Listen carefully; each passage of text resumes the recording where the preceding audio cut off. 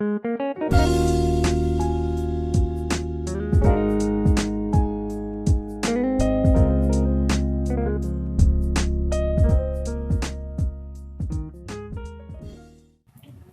my dear students, in this video we are going to study constructor overloading.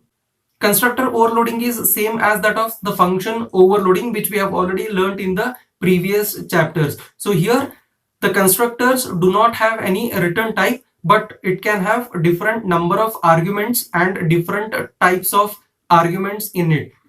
Let us take a programming example. For that, again I'm going to take you to my laptop screen. Here you can clearly see that I've already written in a single line command to find the simple interest, hash include iostream.h, hash include conio.h.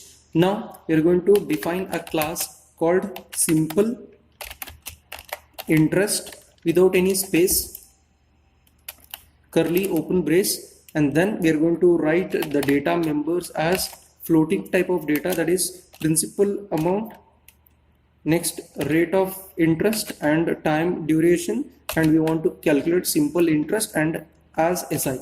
So here we'll write public member access specifier, and then we are going to write simple interest empty round braces, so curly open and closing braces. So this indicates it is the default constructor. Next we are going to define one more constructor, that is parameterized constructor, so with the same name. So here we are going to define float x, this is one variable declaration, next float y, then float z. Next curly open brace, so initialize p is equal to x, next put semicolon, r is equal to y, then p is equal to z, put semicolon, curly closing brace. Now we want to calculate the simple interest, so we are going to define one more function, that is void compute SI, that is simple interest. So next curly open brace, here we are going to write cout, and we want to display the result as simple interest is equal to, in a double less than symbol we are going to write the formula to calculate simple interest, that is p into t into r whole divided by 100.0, because it is taking the real number, that is floating point number, put semicolon, curly closing brace, then curly closing brace for to terminate the class definition, put semicolon, then write void main, so define void main to create object of this particular class. So here the name of the class is simple interest without any space, then we are going to write here as SI. For example, I'll write, okay, yes, put semicolon, then we'll write inside the round braces we are going to pass the argument values. For example, first argument value is principal amount, that is I'll write 100, and time duration is 2 years, and rate of interest, for example 5, and put semicolon. Then we will use the same object, that is S, to access compute SI. So here we'll write compute SI get ch curly closing brace. Now we are going to check for errors by pressing Alt F9. So here is a error.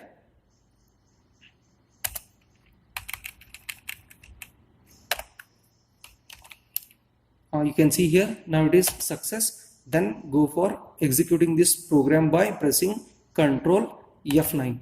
Now you can see here it is showing simple interest is equal to 10. Now we will study destructors.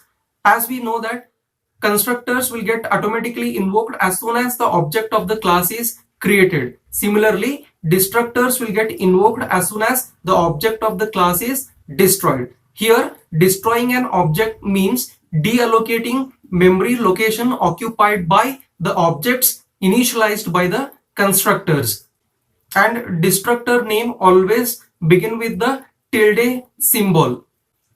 Now let us see the syntax. Here you can see we'll write class name, curly open brace, and here we are going to write private data members, public colon, then we are going to write class name round braces. So this is the constructor.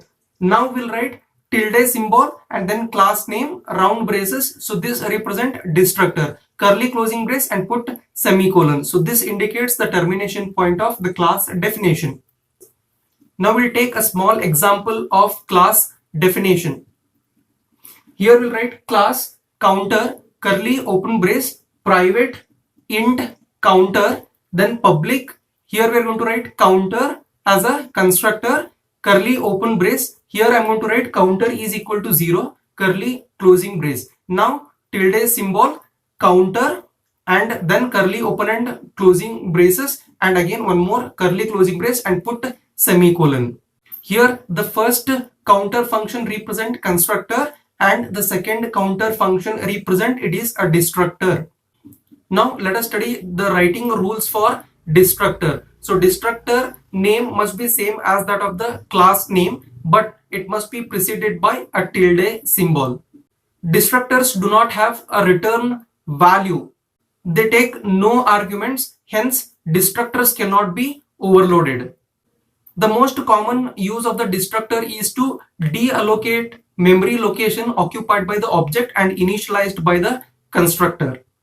Destructors must be declared in a public section only. Now let us take a programming example to show how exactly the destructor works.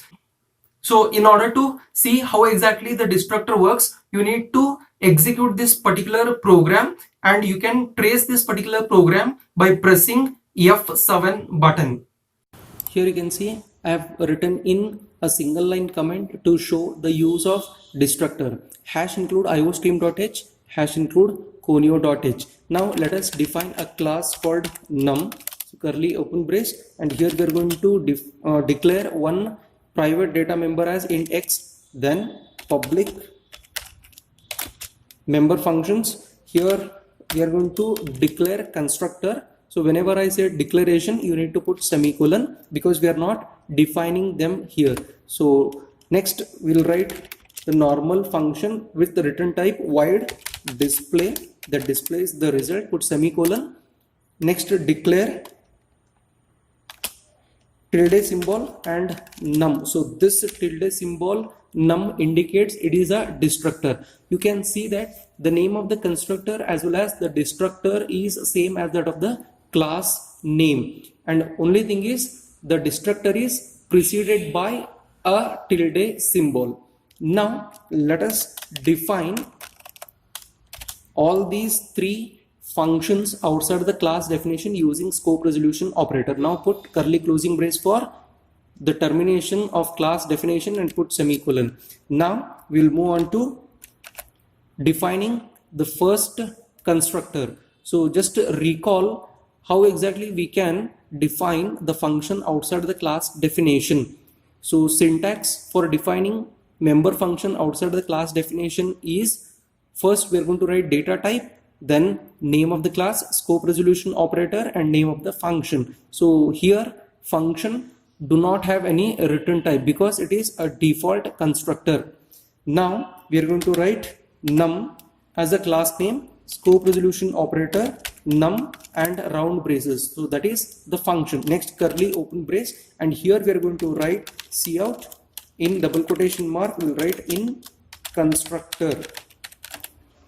Right now we are in a constructor, and constructors are used to initialize data members of the class. So here we are going to initialize x is equal to 100. Next we are going to define the destructor. So we are going to define it outside of the class definition using the name of the class, scope resolution operator, tilde symbol, then name of the function, that is destructor. Now here we are going to write cout in a double quotation mark we'll write in destructor, backward slash n, put semicolon, curly closing brace. Now we are going to define the display function. So void, then we are going to write num and scope resolution operator, and then we are going to write display, that is name of the function. So curly open brace, here we are going to write cout in a double quotation mark. Here we will write value of x is equal to and the value of x, and here we will write endl, put semicolon and curly closing brace. And now we are going to define a main function to create object of this particular class. So what is the name of the class? Name of the class is num, and here we are going to write num n as object. So put semicolon. Now we want to access only display with the help of n, because both the constructor and destructor will automatically get invoked as soon as the object of this particular class is created. So now we have created n, so automatically both num and tilde num, both constructor and destructor will get invoked automatically. No need to call it explicitly. Now we are going to write n dot display and put semicolon, and here we will write get ch, put curly closing brace. Now let us see the result of this particular program by pressing Alt F9. Success, there is no error, and press Ctrl F9, and now you can see it is displaying only in constructor and then value of x is equal to 100, but it is not showing in destructor, because as soon as the destructor will get invoked, whatever the statement is present in a destructor will get automatically destructed. So it is not going to display any result stored in a destructor. Now let us trace this particular program by pressing F7. How exactly the control is getting transferred? So whenever we execute C++ program, it always starts executing from the main function. So let me press F7 to trace a program, and now you can see the green strip, so that directly comes to void main. Again I'm going to press F7, it comes to num n, so it indicates that the object of type num is created. Now you can see, so it directly goes to the definition of constructor. As I said, as soon as the object of the class is created, the automatically constructor will get invoked. You can see here, so it is invoked, so in constructor will get displayed, and x is equal to 100 will be initialized. Now again control transfers back to main, then it is going to go for display. So again the control transfers to the definition of display. You can see here by pressing F7, so it enters into the value of x. Now the value of x will be displayed. The value of x is initialized in constructor as x is equal to 100. Now it is going to display value of x is equal to 100. Now again if I press F7, the control transfers back to main function. So get ch, and then it terminates. Now you can see here in constructor value of x is equal to 100.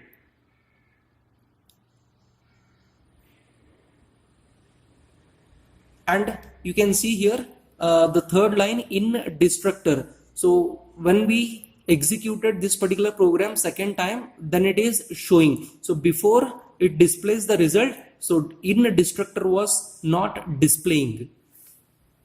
That's all in this video. Thank you very much for watching this video. We will see you in the next video.